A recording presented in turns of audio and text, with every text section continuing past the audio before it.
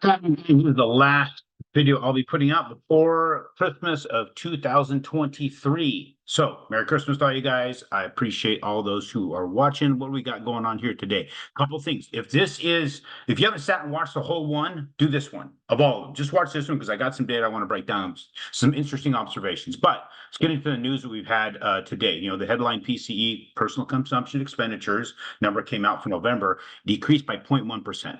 A little bit lower than their expectations, which ultimately shows the inflation is getting a little bit better, right? It's all a matter of what you look at, right? The personal consumption expenditures is another index that the Fed uses to try and see where things are going. Now, they're not looking at everything. Looking at cost of everything, right? We know this cost of something's going through the roof. So how is it this personal consumption is going down, but all these other costs keep going up? So cost of living really is not being 100% viewed, but at least showing things are going in the right direction, which is good for bonds. Should help mortgage-backed securities. Durable good order showing that it's a little bit better than expectations as well. A little bit stronger in the durable goods, meaning people are spending money there. We also have new home sales that said that the new contracts have decreased by 12.2% in November. October figure was revised lower, was stated as 679,000 units, now it's 672,000 units, so a little bit lower what they thought. Maybe people didn't close on the homes, right? And then that the new inventory of homes on the market increased, so people are trying to sell their homes. And how the median home price has also increased by 4.8% to 434,700 median home price. So that's some of the things we're seeing in the market right now and how it's driving the market. And, some of these things some would think would have helped the rates today. Maybe we've seen mortgage-backed securities go up. Some people are even speculating. I'm listening to some different thought processes here. It's like, man, we should have seen some better improvement. I have my theory as to why, and I'll share that when I get to the charts. But I have another interesting observation. So right now, we've had interest rates go as high as 8%. Actually, when you start getting into trying to find an interest rate that would be par, if you will, if we had that par available to us, that par would have been probably close to 10% at its peak.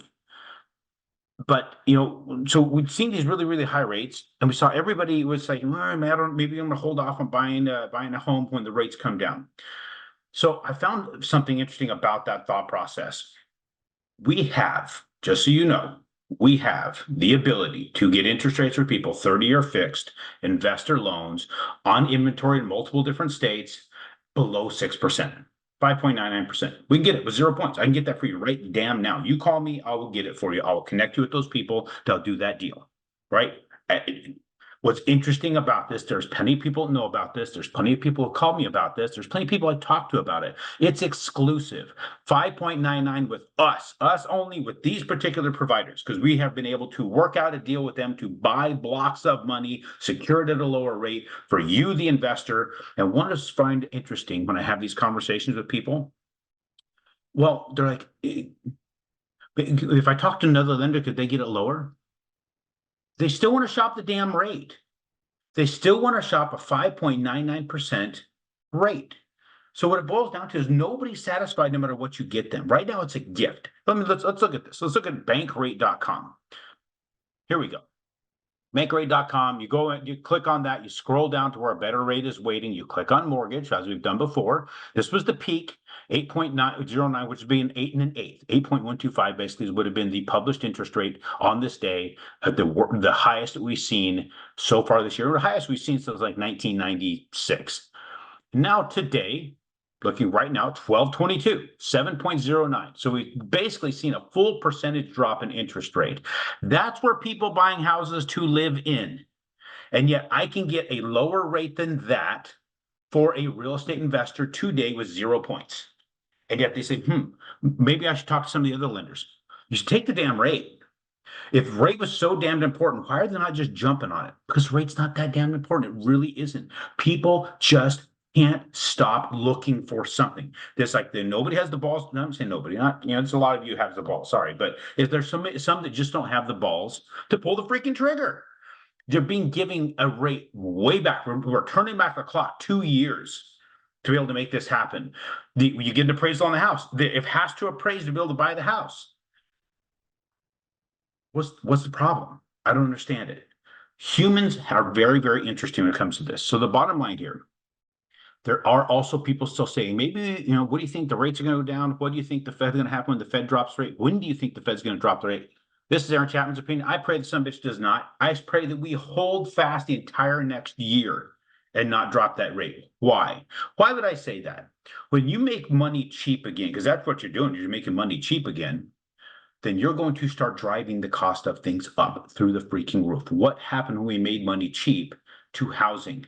It spiked. It went through the freaking roof. Remember when people were buying houses and the realtor would say, be ready to pay 30 to 50,000 over list just to get in the game? Why did they say that? Because if money was so cheap. You could get an interest rate at 2%, 2.5%. So you had to pay for it by spending more money on the asset. We want that to pause. We want it to hold where it is.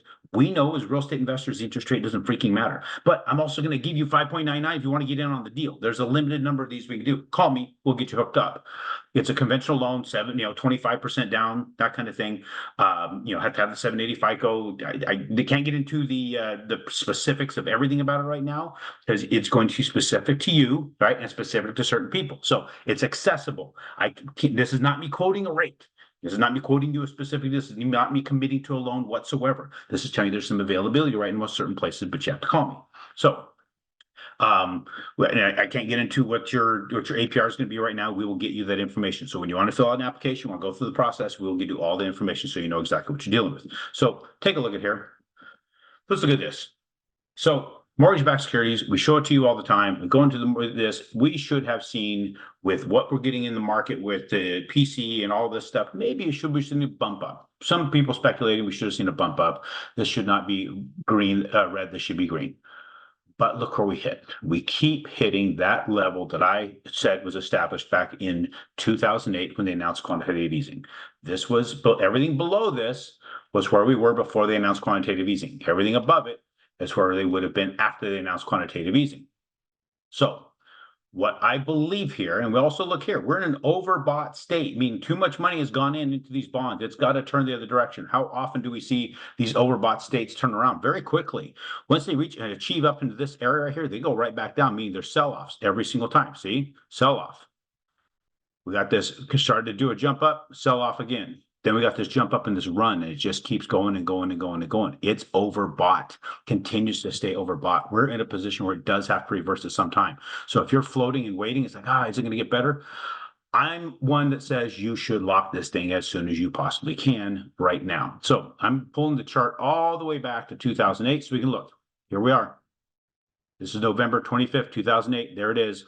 Bam. We went above that and we stayed above it. We went below it and we barely hit it again. We bounced off of it and we keep bouncing off of it.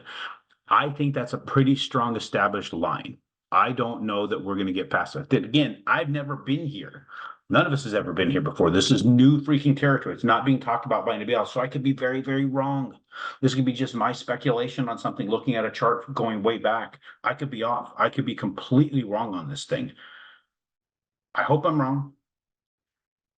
I actually kind of think I hope I'm right, because if it takes off and it goes up in those upper areas, let's go back to that chart again, and we see this thing start to push back up here, double click on it, we see it start pushing back up in here, and we start getting up in these areas again, we're pushing rates down. Prices are going to be unattainable. They're already unattainable. It's going to be impossible for people to buy houses, especially on the average salary today. Look at what's happening in the jobs, right? People, when they get laid off, they can't, it's harder for them to find another job. Right now, jobs are still showing it's more negative than it was positive. And that's one of the reasons that this took off the way it did, because they're finally quoting the jobs correctly. So we start looking at all that stuff, guys.